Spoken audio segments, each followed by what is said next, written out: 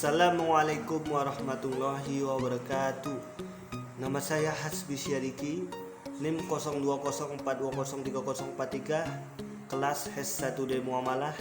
Ingin mengumpulkan tugas ujian akhir semester pelajaran Bahasa Indonesia.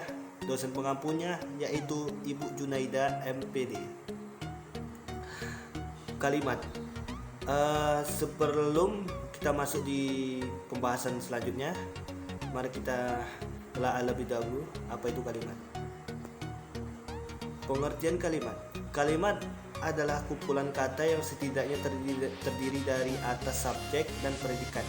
Kalimat pun dapat berbentuk dari satu klausa maupun beberapa klausa. Kalimat menurut Solistiyowati adalah bagian terkecil ajura atau teks yang mengungkapkan pikiran yang utuh secara kebahasan.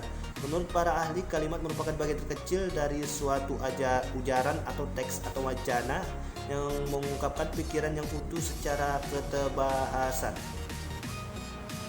Jenis-jenis kalimat. Yang pertama, kalimat langsung. Kalimat langsung adalah kalimat yang secara cermat menirukan ucapan orang. Kalimat langsung juga dapat diartikan kalimat yang memberitahukan bagaimana ucapan dari orang lain atau orang ketiga.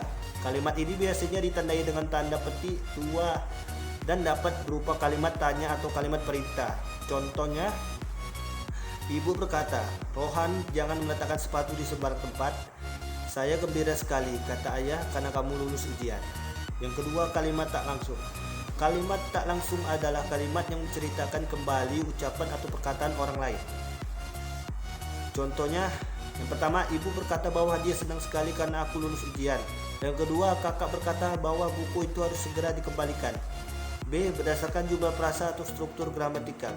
Kalimat dapat dibedakan menjadi dua jenis, yaitu yang pertama, kalimat tunggal. Kalimat tunggal adalah kalimat yang memiliki satu pola atau klausa yang terdiri dari satu objek dan satu predikat. Kalimat tunggal merupakan kalimat dasar sederhana.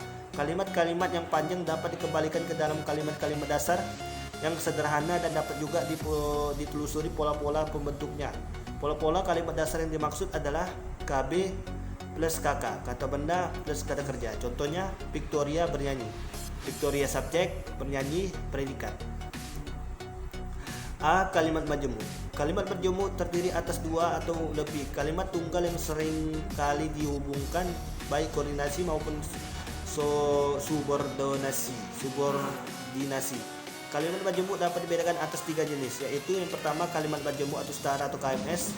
Kalimat ini terbentuk dari dua atau lebih kalimat tunggal dan kedudukan tiap kalimat sederajat. Kalimat majemuk setara dapat dikelompokkan ke dalam beberapa bagian, yaitu dua KMS penggabungan, dua atau lebih kalimat tunggal yang dihubungkan oleh kata dan satu atau serta. Contohnya, kami mencari bahan dan mereka meramunya. Yang kedua, Ratih dan Ratna bermain bulu tangkis di halaman rumah. KMS pertentangan, dua kalimat tunggal yang dihubungkan oleh kata terapi, sedangkan namun melainkan kedua kalimat tersebut menunjukkan hubungan pertentangan. B. Kalimat majemuk atau bertingkat atau KMB. Kalimat majemuk setara terdiri atas satu suku kalimat bebas dan satu suku kalimat yang tidak bebas. Kedua kalimat tersebut memiliki pola hubungan yang tidak sederajat. Bagian yang memiliki kedudukan lebih penting atau inti gagasan disebut sebagai klausa utama atau induk kalimat. Bagian yang lebih rendah kedudukannya disebut dengan klausa sematan atau anak kalimat. C. Kalimat majemuk atau campuran. Kalimat majemuk campuran terdiri atas kalimat majemuk setara dan kalimat majemuk bertingkat atau kebalikannya. Pola kalimat. Pola kalimat yaitu rangkaian atau kata yang dapat mengungkapkan gagasan, pikiran, atau perasaan. Contoh, subjek, predikat. Ayah bekerja. S-nya subjeknya ayah, predikatnya bekerja. Petani bercocok tanam. Subjeknya petani, predikatnya bercocok tanam. Ibu guru sedang mengajar. Subjeknya ibu guru, subjek berbentuk prasatu nomina, predikatnya sedang mengajar. Unsur-unsur kalimat. Suatu kalimat terdiri atas beberapa unsur pembentuk kalimat. Kalimat sendiri setidaknya terdiri atas unsur subjek dan predikat. Berikut adalah penjabaran mengenai unsur-unsur pembentuk kalimat. A. Subjek. Subjek adalah kata benda dalam sebuah kalimat yang dapat berupa nama, orang, hewan, benda, sapaan, dan lain-lain. Contoh subjek dalam suatu kalimat ditulis dengan kata yang dicetak tebal. Dina adalah teman kami. Ayah kami sedang lomba memancing. B. Predikat. Predikat adalah bagian yang menandai apa yang telah diucapkan ataupun dituliskan oleh pihak pertama. Subjek. Subjek adalah bagian klausa yang menandai apa yang dibicarakan oleh pembicaraan. Bagian klausa yang lain selain subjek adalah predikat. Subjek tidak selalu sama dengan pelaku atau aktor, terutama dalam kalimat pasif. Contoh, kamu ditangkap polisi dan polisi menangkap kamu, memiliki pelaku atau aktor yang sama, yaitu polisi, sedangkan subjek berbeda, kamu dan polisi. Fungsinya yaitu sebagai membentuk kalimat dasar memperjelas makna.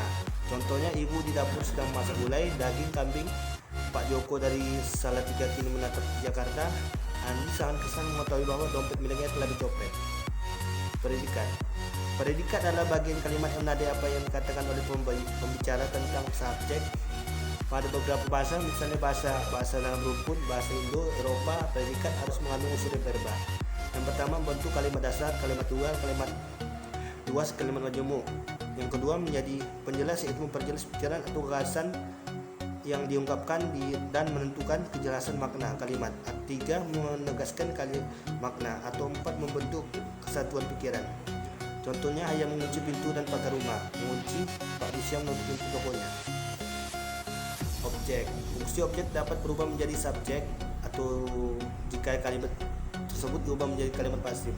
Objek merupakan adalah lokasi di memori yang memiliki nilai dan direferensikan oleh mengidentifikasi, dan bisa juga objek adalah kalimat yang dikenal perbuatan atau kata benda.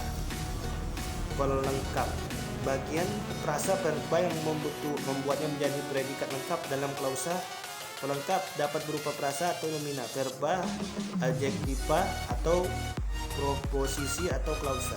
Anita membuatkan adik baju batik yang dijahitnya sendiri. Pelengkap baju batik yang dijahitnya sendiri. Tante berjualan kain yang terbuat dari sutra atau pelengkap kain yang terbuat dari sutra. Keterangan. Keterangan adalah kata atau kelompok kata yang dipakai untuk meluaskan atau membatasi makna subjek atau predikat dalam kalimat. Keterangan yang merupakan fungsi sintaksis yang paling beragam dan paling mudah berpindah letak dalam kalimat. Contohnya, kakak pergi libur bersama teman-temannya ke Malang. Kakek pergi berobat dengan ayah. Adi harus rutin minum susu agar tulangnya kuat. Tari harus belajar ekstra untuk ikut olimpiade. Baiklah, sekian dari ujian akhir semester saya yang berjudul kalimat. Terima kasih yang sudah menonton. Apabila ada salah, saya mohon maaf. Assalamualaikum warahmatullahi wabarakatuh.